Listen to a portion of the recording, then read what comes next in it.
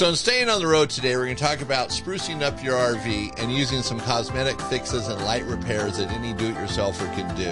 And then enjoying the RV life, we're going to forage and do some wild crafting from your RV base camp. So we're going to be looking for some sustainable food while you're traveling and scrounging for it.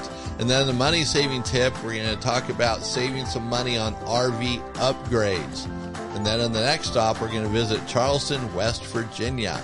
And then right next door is Thurman, West Virginia, which we're going to cover in Shadows of the Past, Towns That Once Were.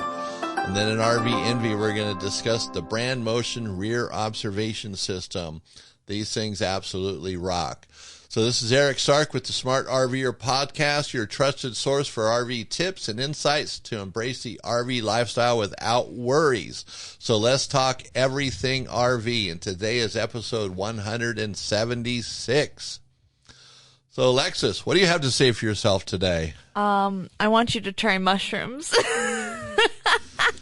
Eric loves mushrooms. Eric hates mushrooms. Eric hates seafood, fish. Okay, let's just get this record straight. So Alexis's little thing here for foraging to me is just like looking for mushrooms. Yeah. It's just fun. You know, like, yeah, what do? Stomp on them? You do. Yeah. Kill them? Die, you mushroom. You punch die. them in the face. Exactly. So I really don't have anything to bring out. Okay. So we're just going to just get right into this. Oh, all you right. will. All right. Yeah. What are you going to Oh, I don't have a rant. I just think you should try mushrooms. Again. That's my rant. Like Monsanto, all the stuff they kill on the planet. Yeah. Like people, animals. Why don't they go after the mushrooms? See, that's what Monsanto ought to do. Go after the mushrooms. No, they're innocent. Man. They can't fight back. That makes it easier. No. Okay. They're the enemy. It's like Rage Against the Machine. They do fight back with their ugly looks. Rage Against the Mushroom. That's right. It's so sad. It's a mushroom uprising. Aw, the poor little fungi. Fungi, you see? He's a fun guy. Yeah. Anyway, so let's get into enjoying the RV life so everybody can see what they want to go foraging for. So help us out here, Alexis. Well, this isn't really for you because you don't like anything. But this is for people who do forage.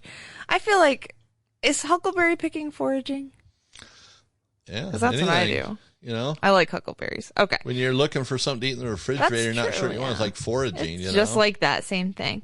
The real question is, why do it while you're RVing? Is it really going to help you out? Well, we're going to talk about that.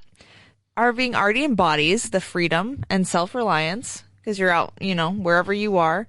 So the foraging takes that an extra step. It's a chance to stretch your legs after a long trip, explore your surroundings, and score ingredients that don't require a grocery run, which we just talked about in the last one, is trying to save money. So this can kind of help go along with that. But of course, we need to be careful because you can't just pick something out of the woods and eat it. That doesn't work. So you need to know before you actually go out into the woods and know where you are. And you kind of have to have some golden rules of foraging, which are listed in this article. I'll only cover a few, but it's definitely more of an in-depth one on the website. First and foremost, this is pretty obvious, but never eat anything you can't identify, okay? Please, we don't want you dying out there. You need to be able to have like a guide that you can, with clear, concise descriptions and pictures that tell you what is edible and what is not. Otherwise, you're going to be in trouble. Yeah. It's a mushroom. It's not edible. Yeah. To Eric, all mushrooms are not edible. Huh? That's one. And then taste test carefully once you do find something you can eat with a positive identity on that. But even with that, you might have an allergy you don't know about. That could be kind of scary. So taste test it, And if nothing happens, you're probably fine. If you have kids, let them taste test it. Yeah, there you go. Yeah, here you little minions. Try this. Or take a picture of it and put it on Oh, actually, that's a good idea. Google pictures or whatever. Be like, images. Can I eat this? Yeah, that's a good idea. And also a big thing, especially in Montana, we're big on the leaving no trace. So don't squash over precious little environments that, you don't need to do, because we really want to respect the environment and leave it leave it the way we find it, even better sometimes. So also, one thing you can think about is gearing up. Some places are infested with mosquitoes. A lot of those dense places where you would find like mushrooms or huckleberries or anything you're looking for. So gloves are a really good thing. Sometimes the bushes can have spikes on them, so you might get cut up if you don't have that. Your field guide always, maybe even a breathable mask. You might be in somewhere where it's really like humid, so you might want that. And a notebook and pen. My friend always sketches different wildflowers that she finds, and that's just a really cool like memory book. So each time she goes camping, she'll sketch a little picture of like a flower she likes or one she hasn't seen before. It's just, you can do a lot with this. It's kind of a connection with nature that's pretty neat. Also wearing bug spray and a hat is a good idea. Sometimes you're really focused on what you're looking for and you don't realize the sun is beating down on you and you end up with a really bad sunburn. So don't do that. But of course, there's other legal and ethical notes on this, and I'll leave that to you to read. But just some final thoughts is, it's really cool if you can find things that are delicious, not mushrooms. It sometimes lets you connect with your surroundings a little more, lets you have a safe place to kind of be curious about things and see new things and try new things like mushrooms. Be another good new hobby. Yeah, there you go. So if you need some expert advice on it, not from Alexis, but right. real expert advice, Yes. watch the movie Master and Commander. Oh. And the scientist on the ship, he did the same thing. He'd go out and draw the flora and the fauna and the animals. Yeah. They'd put them in cages, throw them in the ship, and make a 6-month journey back home and probably end up eating them along the way. But so that was good for that. So that's what you made me think of. I don't like that. I just, if it doesn't come in you can't get it at a grocery store, just leave it. That's my take on it when it comes to that type of food. Wow. All right. So that's some good information. That full article will be on the website under the next, or Enjoying the RV Life, Foraging and Wildcraft from your RV base. So it makes sense. It's something to do. It can get the family involved. It doesn't have to be like this full-on hobby, but depending on where you're at, it might make more sense than some other places too. Like here in Montana, huckleberries are huge. Oh, yeah. Where in other parts of the country, whatever, knuckleberries might be huge. Or mushrooms or whatever. I like that. Yeah. Different things. Rocks, whatever. Rocks. Fiber. All right, so now let's talk about some money-saving tips. Now, actually, we should have used the foraging one in the last episode because the money-saving tip was about, your RV, saving food and all that. But anyway. We like to spread it out. That's right. So now, when it comes to RVing, there's always gear you need, things you need to enhance the RV lifestyle, to make it more enjoyable, or sometimes there's just things you have to have for your RV to, like, let's say a weight distributing hitch. If you have a trailer, you got to have one. Buying those things and trying to buy them on a budget or lower prices makes sense. So, it's what you can do, what you can't do to get your RV road ready and to avoid pricey repairs. Sometimes repairs and upgrades can throw your budget out of whack and actually ruin a trip or stop it from happening, really. So it's this money saving. The idea of it is to help you enjoy those trips so you're not so stressed out because, most everybody has a budget. And even if they can afford to buy it and go on the trip, and you get home, you might be thinking, we spent a little too much money on that trip. So it's getting ahead of it. And so, if you can do an oil change on your own, if you have a motorhome, then it would make sense to do that. That's going to save you the fees of paying a shop to do it, rotating your tires. If you can do inside repairs, let's say replacing a faucet, you can save the labor, which would probably be $100 minimum most shops. Oh, yeah. Or, $250 at a lot of shops anymore, $300. The labor rates are through the roof, So the labor adds up quick. And a faucet would probably be a flat rate of 1 hour. Maybe a little less, but most shops have a 1 hour minimum. So it's an hour. So it could be $250 plus the price of the faucet. So saving on labor really adds up these days. And also when you're shopping for your RV parts, your accessories, gear to make that trip better, there's things outside of the norm where you can go maybe to Craigslist. Be cautious, though. You know, there's always that great deal on Craigslist that is just a scam. Facebook groups in the local area where you're at, they sell used stuff on there. So trying to find some used things or maybe something new somebody bought and they didn't need it after all. They, you know, bought it. It wasn't exactly. So rather than take it back, they just want to return. Maybe they bought it online. The shipping's too much to send it back. Right. There's always stuff out there like that. There's great deals. So, you know, I wouldn't say spend your days, you know, shopping on all those, like those different marketplaces like that. But if you need something, you can check that first before you go buy new. And then if you're not in a big hurry, you can wait till it goes on sale someplace. Or good point. Or, you know, if you're out camping and your neighbor leaves and they have what you want, you can just borrow it, you know.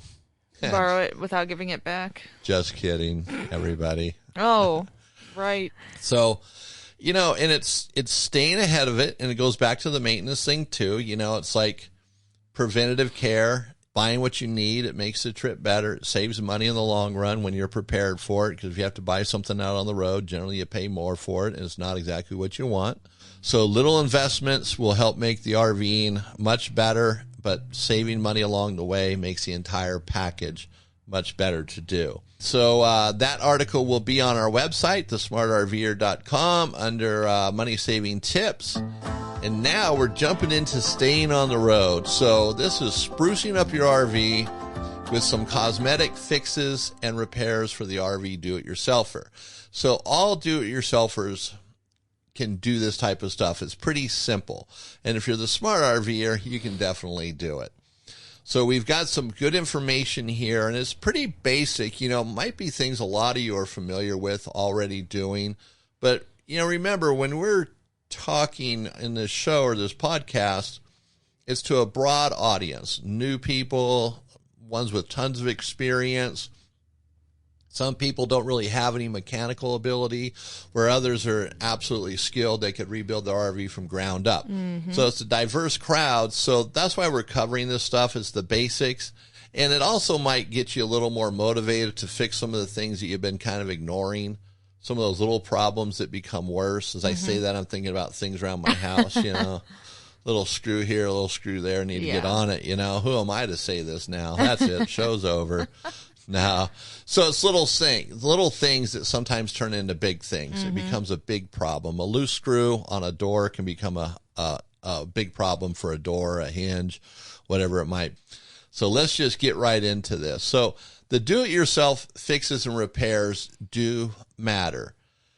We look at it like, well, that's the small stuff. I don't want to mess with that. But those small things, as I said, become big things. Like, let's say in your RV, you have peeling wallpaper. If you just let it go, it's just going to get worse and worse. If you have a table that's wobbling a little bit, you know, not because the leg is just a crummy fit, but like the screws that hold the base in are loose, that's going to become worse. If you have a leaking faucet, that's going to become a bigger problem than just a leaking faucet. So these little things need to be taken care of. And you don't want your camping trip to become a to-do list where that's all you're doing. Oh, checking this off, checking that off. Got to run back to the hardware store and get this while you're on a trip, you know, because that's what can happen.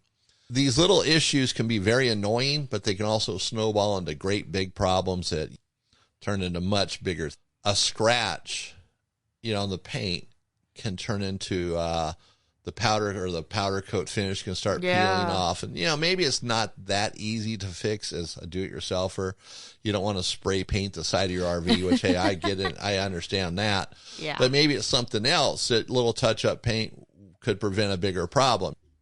So whatever it might be. So take care of that stuff. That's what we're really getting at here. You know, and there's also something nice about when you fix up all these little things, you get them all done, your to-do list is finished, you feel better about yourself, you've been productive, and you've accomplished something, and now your RV has a little more value to you. Like, hey, I kind of like this RV after all. Got these little things done. You can also stave off the wanting to buy a new RV because yours has all these problems. Well, they're not really problems. There's just things you've ignored. And you've let them become maybe bigger than what they needed to be. So let's just keep it simple and get into this, and we'll walk through it, and you can make all these fixes. To do repairs on an RV, I was thinking about this. You know, do you need a garage full of tools? 500 tons of tools. Not really. No. A cordless drill with the bits, like a Phillips head, a couple square tips, then your drivers like a 1/4 inch, 5/16, 3/8, 1/2 inch. That'll cover so much stuff on an RV. It's amazing how many things you can take apart and put together with a cordless drill. Pair of wire cutters, wire strippers, crimper, channel locks. You don't need a whole lot. Mm-hmm. Basic set of wrenches and sockets. You kind of would base that on what you're able to do. Like in my truck, I carry a lot of tools because I've always been into off-roading, and so I could probably rebuild my engine out on the dirt someplace. That's awesome. If I had kind of a MacGyver box, got a little bit of everything. But you don't need to do that. And, electrical tape, duct tape, I hate duct tape, but, having some in there just in case, makes it easier. And I've found that, like in my truck, I keep a screwdriver and a crescent wrench in the door. Smart. Just simple little things. You can just take care of it real quick while you're traveling someplace. Otherwise, a little loose screw turns into a problem. Mm-hmm. Especially on newer RVs, the way they put things together, a loose screw can turn into a nightmare. It's true. So just thinking of it that way, so you don't need gobs of tools. Tools are pretty basics. And I've tried working on a tool list, but it's too complex to do. It really is. It's everybody's so different. My mindset's completely different than everybody else. But that drill, cordless drill, and those bits make a big difference. So tools are pretty basic. And even one of those multi-tools like a Leatherman, those are pretty handy to have. I don't have one, but I always see people with them. And I think, wow, that's pretty darn handy. I should get one of those. But it's been, 40 years since I saw the first one. So I think that horse is out of the barn. I think you're okay. Yeah. So I'm not going to run out and buy one. Okay, so cosmetic fixes. These things are generally something that doesn't have a big expense to it, but they actually can make a big difference in how you view your RV. Like, let's say on the inside, your walls, like I mentioned earlier, the wallpaper's peeling. Now, in some cases, you can maybe put some contact, spray contact adhesive on there and get it back to stay. But quite often, wallpaper, once it starts peeling, that's it. You're not going to be able to get it to stay back, unless you put staples and nails in it or something. The easiest solution, it might not be the least expensive, would be using Revive by Genesis. We talked about that in some previous podcasts, where you resurface the walls and the ceiling of your RV and make it look brand new. And we'll have a link to Revive's website in the description of this podcast in case you missed the other one and see what it's all about. But that is a great repair, so that'll take care of your walls and stuff. But now, maybe that's not the route you want to go. Maybe you want to paint your walls, which that's fine.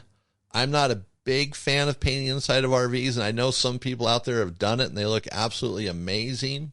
To me, it's not, those walls aren't meant to be painted. Those panels are like plastic on them. So it's getting the right paint, making it work so it dries. I mean, I've seen, like, a guy did a horse trailer on the inside, and the paint didn't dry. It was like a week after he did it. Oh, it was that's still weird. Tacky, the weirdest thing.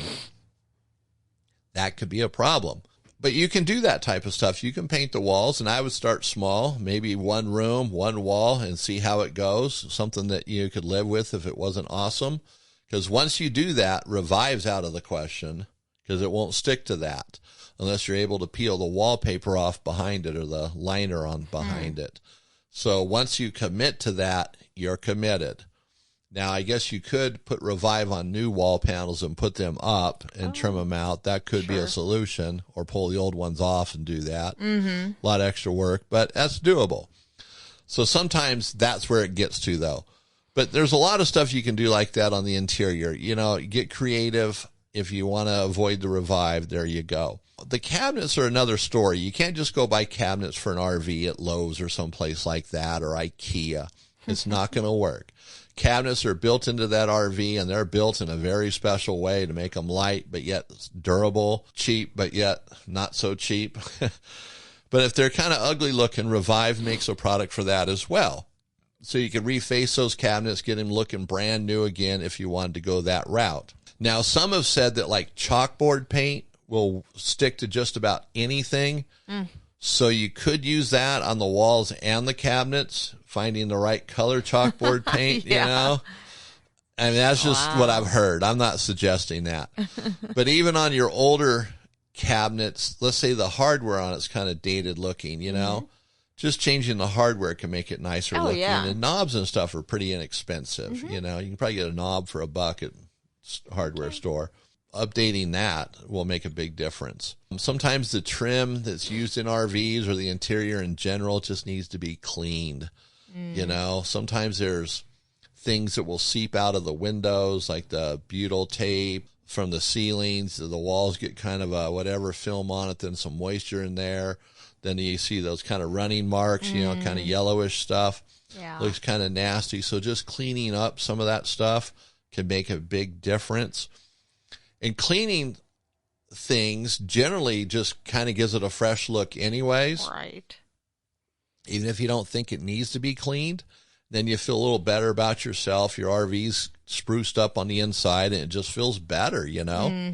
Putting down some new flooring. If you have carpet in there, or maybe you have linoleum that's just old and ratty looking, changing that. That can definitely clean up the interior. There's fixes that you can do, and even flooring is not that complex. It's just harder in an RV because you're in these small, tight areas. Most guys that do flooring for a living don't want to do RVs because they're just constantly in a corner, basically, and that's harder to do. But you could do something like that. It's not that hard. Pretty simple.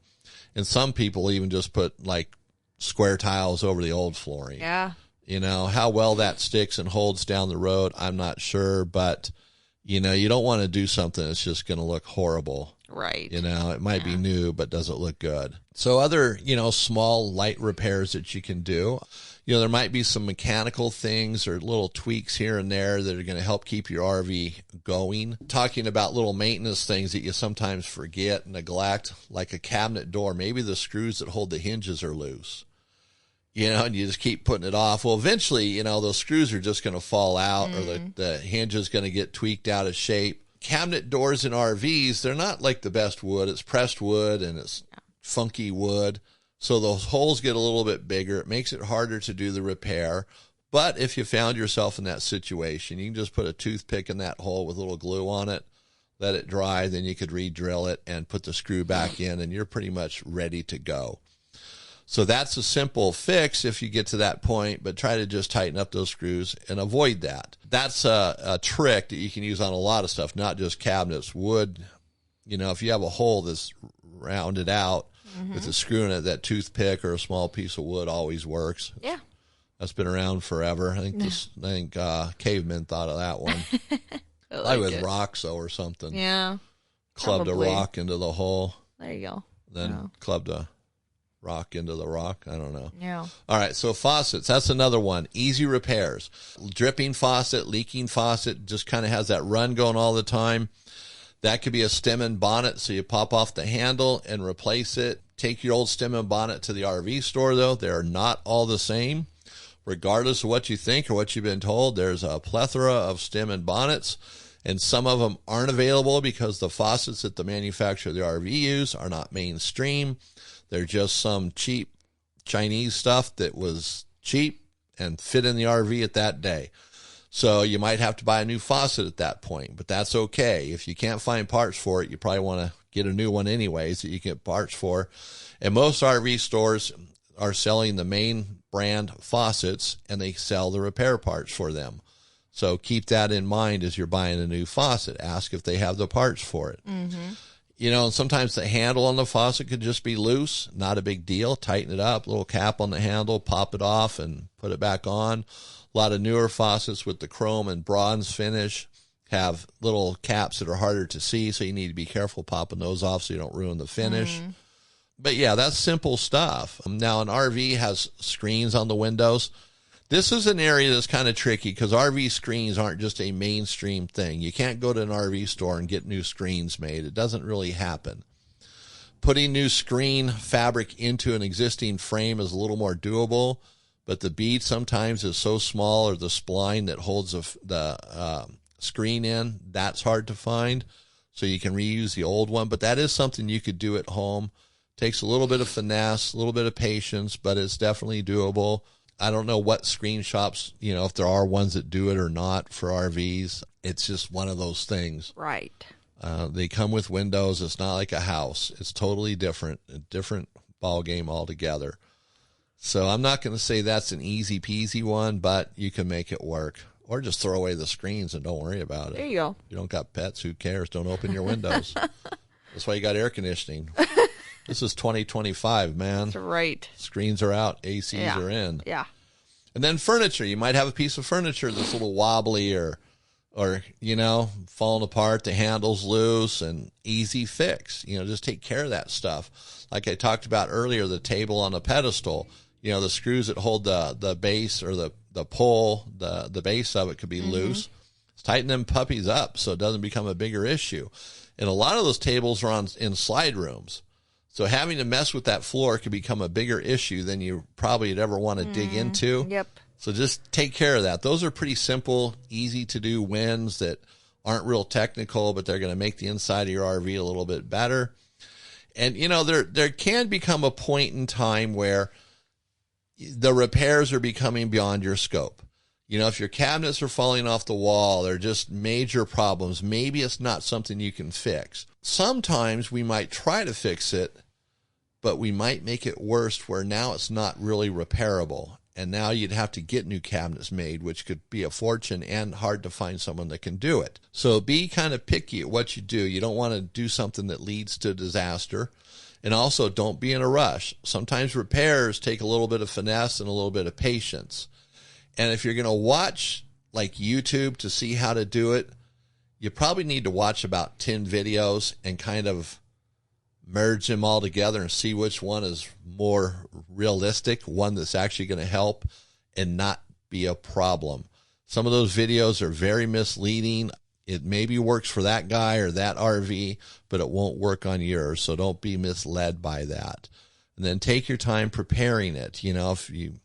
Whatever it might be, if you're sanding, painting, prep is always key. So another area you can do too is be going to RV forums. There's a lot of times good information there. That's probably better than YouTube. Forums seem to be more dialed in on the particular thing you're working on. You could probably find one about your RV, the particular problem, where a YouTube video might be more broad in scope. So forums can become your best friends. Replacing interior lights is pretty simple. It's 12 volts. You're not going to get electrocuted. Some people are worried about that. Rewiring them is a different story because all those wires are built in. But, structural damage, that would be you see the pro unless you have a great skill set. At the end of the day, you can take a $50 problem and solve it rather than letting it turn into, let's say, a $500 problem. So these things are pretty easy. And you're part of the Smart RVer family, so we know you guys can take care of this. And if there's ever anything you want us to do research on or help you with, all you have to do is contact us. If we're not sure about it, we will do the research and we will come back and give you the full package. You'll know everything you need to know about it, so you're an expert, just like we are. There's many things you can do yourself, and they make your RV hold that value and become more valuable to you, and you enjoy using it even more. So the full article will be on the website for your guys' enjoyment, so check that out. Now we're going to go to the next stop, which is Charleston, West Virginia. Yes. So, Alexis, what is in Charleston, West Virginia? All right. A lot of things. Really? Yes. Like Eric said, we're spotlighting Charleston, West Virginia, the state capital where history, nature, and culture meet at the confluence of the Kanawha River and Elk Rivers. Founded in 1788 as Charlestown, it became Charleston in 1794 and the capital in 1870. Back in the day, it was called the Salt Capital of the East, then a Civil War Union stronghold, and later a chemical industry hub with names like Union Carbide. Ever hear of the 1921 Battle of Blair Mountain? That labor uprising nearly shaped U.S. labor laws. Nearly shaped, I like that. Yeah, my grandpappy Popeye was in that one. I believe it. Well, let's fast forward to today. Charleston's got 48,000 folks and a golden domed capital, 293 feet tall, outshining DC's by 5 feet. Oh. Wow. Something to brag about. You can dive into the State Museum, which is very cool. You can hike the Kanawha State Forest, 25 miles of trails they've got. And there's a lot of free concerts, too, at the Haddad Riverfront Park. That's pretty... It's really pretty, actually. If you look up a picture, they've got a big concert area there. And we always talk about food. So if you're hungry, try 1010 Bridges award-winning filet or Dem Two Brothers barbecue ribs. I love that, Dem Two Brothers. They have a really good rapport. So for RV campers, Lazy K's or Kanawha's got you covered. So this is really a neat place. A lot of history, a lot of U.S. history. It's got the small town charm, but really big stories. This is a place you should definitely think about taking your RV for your next stop. There you go. So is there RV parks there? There are. Like I said, Lazy K's. Oh, that's right. Yeah, he's not listening to me. I guess if I'd listen more often. He tunes out. Wow. Rude. It's interesting because there's a lot of history there, but that's one of those towns, very historic, but it evolved into a modern town with all the things. Exactly. And they got Dem Two Brothers. Dem Two Brothers. So Dem Two Brothers were probably real problems when they were kids. Yeah, they were. And all the neighbors say, Dem Two Brothers, Yeah, and it just stuck. Uh-huh. And now they make barbecue. I kind of like that. That's cool. Yeah. All right, so check out Charleston, West Virginia. Be on the website as well under the next stop. And now we're going to go into Shadows of the Past, towns that once were. This is going to be Thurman, West Virginia. I'll bet no one's heard of Thurman, or very few people. Yeah. It's near Charleston, so it's in the same area. So this is a town that, one time had a lot of trains running through it. A lot of coal. In fact, the coal flowed like gold as it's brought out. So let's do a little reading here. This, again, is a page out of the book from my grandpappy Popeye. That book's running out of pages. Keep tearing them out. Yeah. I think if my mom was a librarian, she would, or my wife. She'd be mad. Pretty upset tearing the pages out of books. That was cool in high school, though. Yeah. All right. Back in the late 1800s, Captain William D. Thurman carved out 73 acres along the New River, dreaming of a boomtown, and boy did he get one.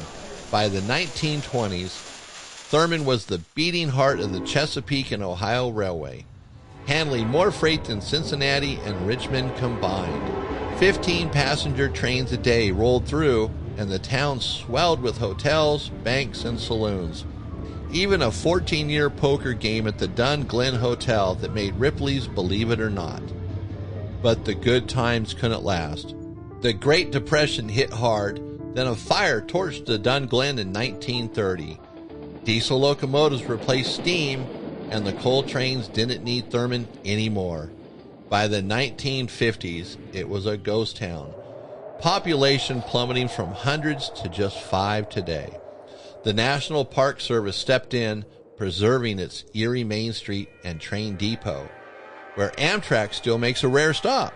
Thurman's a time capsule, its empty buildings echoing with the clatter of a lost era, a shadow of the past, sure, but one that still haunts the New River Gorge. So that's interesting. A lot of these towns kind of have the same history. They do. And that steam engines to diesel kind of ruined a lot of stuff for everybody, but that's progress, I guess, right? Mm-hmm. Yeah. But these towns, we pick these towns based on where they're at, too, just so you know that in case you're not looking at a map. Right. So they kind of are close to one another, so if you go visit one, you can visit the other. That's the point. And like in this case, Charleston is the bigger town, more amenities than the smaller town, Thurman. Mm-hmm. But the history's there, and especially if you're a history buff, and especially on the east, that area, the Civil War. Oh, my gosh, the yeah. United States is rich in history there. A lot to see. Well, it's a different kind of history than out west. Yeah, very much so. But, that Civil War made its way west, too. It's so interesting. If you're not a history buff, well, it's a good way to become one. Maybe not a buff, but a little, some expertise. We're going to get into RV Envy, and we're going to talk about Brand Motion, and they make rear observation systems. People are used to backup cameras. That's where the focus has been throughout the decades in RVing. But backup cameras aren't really what they're called anymore. They're rear observation systems because they've evolved so much that you're really paying attention to what's behind you when you're driving down the road, not just backing up. Now, backing up, they're priceless, so you don't hit things. You're not screaming at your spouse, why didn't you tell me? Why didn't you tell me when to stop, turn right, or whatever, and you hit something. It eliminates all that, so you don't need a divorce lawyer anymore on the payroll. That's out of the question.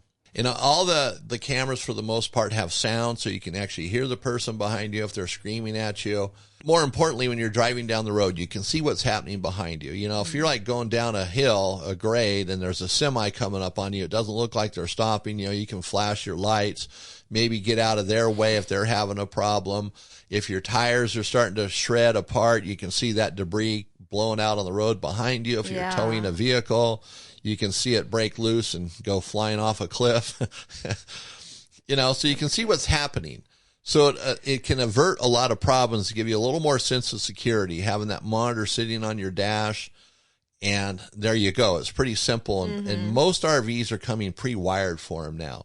And Brand Motion is a brand that works with Furrion. So if your RV's pre-wired with Furrion, there's another brand, I forget the name of it right now, but it ties in with that as well. So it makes it real simple to add on to your RV if you have a new one.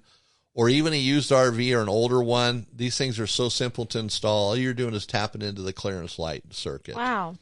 Because they run off the clearance lights. All of them do that. So when you're pulling it, you just pulling your trailer, you just turn on your clearance lights and the camera comes on. Oh, that's brilliant. So there's no hard wiring to do.